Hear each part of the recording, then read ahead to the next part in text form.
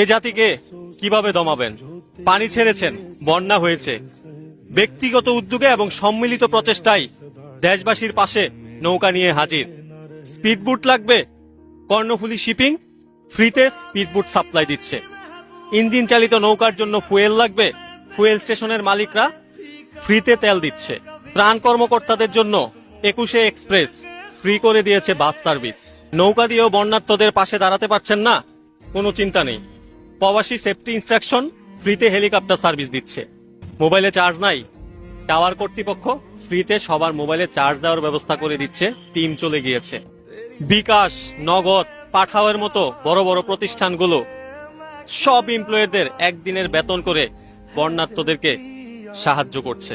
এই জাতিকে এত সহজে দামানো যাবে না, এই জাতি হেরে যাবে না।